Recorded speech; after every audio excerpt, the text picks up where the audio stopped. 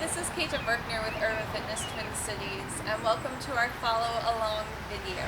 So in this video we are going to go through the whole set of exercises, which is a little different than some of our other videos where we're just teaching you how to do the exercises. But this, you can now pull up a piece of floor, find a comfortable position where you're flat on your back and your knees are bent and comfortable, and start working on these breathing exercises with us. I do recommend a mat just because it's cushier on your spine. So the first one we're going to do is we're going to place one hand on your sternum and one hand on your belly button. Sternum is all the way up there. Yes. Good. And the first thing we're going to do is just breathe normally. And I want you to notice how your body moves as you inhale and exhale. It's a little different for everybody. Most of us breathe into our belly, so your belly button will go up and down. Some people also breathe into their sternum, so that may also be going up and down. But as I said, it's different for everybody. And don't judge yourself based on how you're breathing.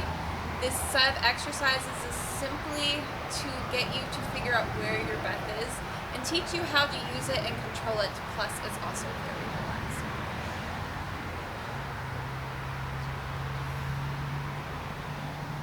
A couple more breaths here.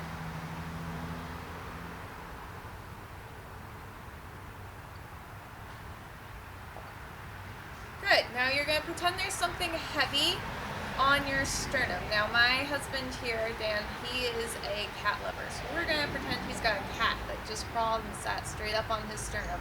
And now you're going to breathe and you're going to try and keep your sternum from going up and down.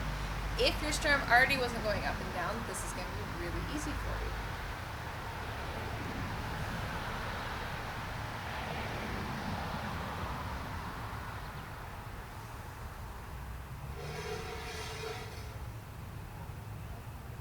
Two more breaths this way.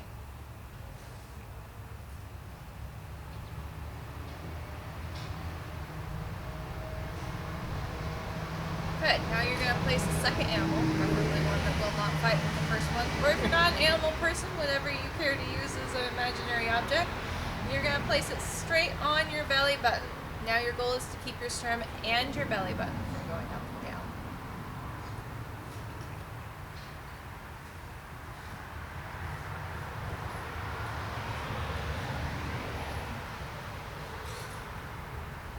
A lot of these exercises are really tough, surprisingly so for a lot of the people I have taught.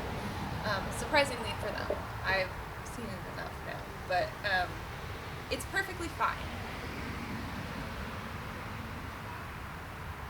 So if you're having trouble feeling these breaths as you go and having trouble keeping your belly button in or your sternum down, that's perfectly fine, because this is something that you could actually practice and get better at.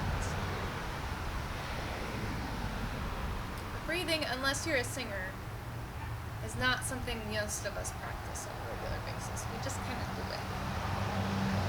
Good. So the next one we're going to do is called one lung breathing. So you're going to move your hands to either side of your rib cage, and you're going to spread out your fingers to encompass as much of your rib cage as possible. Now sometimes for my clients this isn't always very comfortable on their wrists, so they do take breaks to kind of shake out their wrists here and there, which is perfectly fine. So again, you're going to start by just breathing normally. Don't think about how you breathe, just breathe and notice what happens in your body. If your rib cage expands and deflates as you inhale and exhale, it doesn't.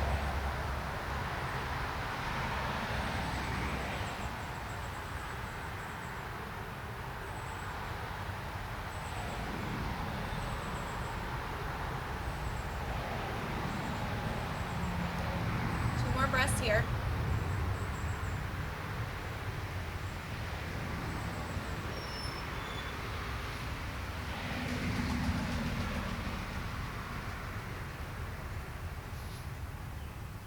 Good.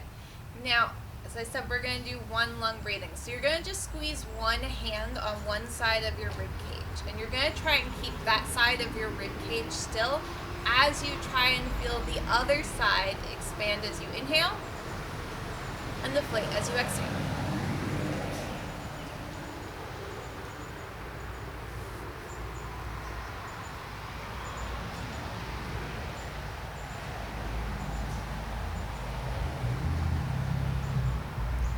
people like to imagine that their air is going in through one nostril as they do this, so you're thinking about going in the same nostril as the lung you're breathing into. Some people hate to do that, so take it or leave it.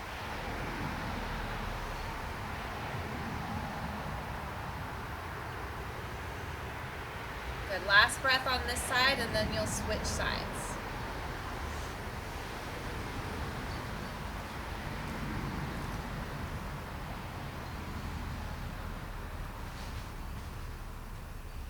Now you're breathing into the other lung. And frequently, people find one side harder than the other, and that is perfectly normal and perfectly fine. For me, it's my right side that's harder. At least this year.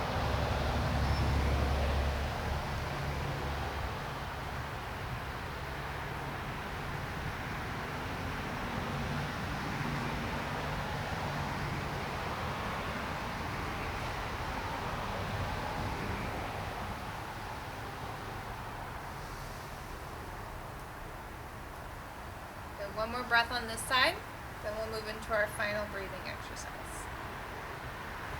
So you're going to start with one hand on your belly button, and then you're going to place one hand on your low ribs this time. And again, start by taking a few normal breaths. Notice what rises, what falls.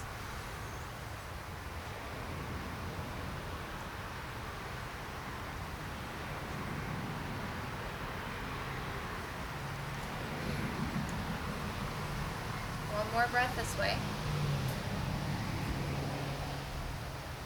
Good. Now you're going to place that animal back onto your belly button or whatever you're using for imaginary weight. Grandchildren also, I have found, or children, would be a good image. Think about a child sitting on your stomach while you're trying to breathe.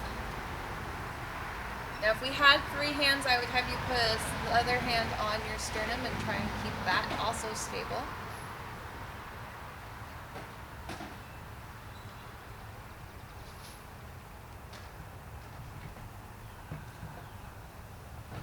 Now you're going to add, again, either a third animal, or if you're a big animal person, you can place a whole big dog right on the whole front of your body. And you're going to think about your ribs, the very front of your ribs staying still as well. So they're not going to go up and down as you inhale and exhale. So what you're trying to do with this particular exercise, you're trying to breathe into your back. So you're breathing into the back and sides of your rib cage. Frequently when we get to this exercise, my clients have it to start taking very short breaths because our back muscles are so tight that they won't really release enough for our rib cage to expand to its full amount, in which case it's perfectly fine. Shorten your breath for a while. If you practice this, those muscles will let go and they will expand, and you will be more able to take bigger breaths. And you'll get better at it as you go. Try not to tense in your shoulders. This should be relaxing. Good. Now he's done these before. The first time he did them, he struggled with this one quite a bit, and it's already much better. I think it's only his second time doing it. Now, last thing we're going to add to this particular breath is you're going to make an H sound when you exhale. So you're going to make a. So inhale through your nose and exhale with an H sound. And notice how that helps you pull those low abs just a little bit in more towards your spine as you make that H sound. And then try and leave them there as you inhale through your nose.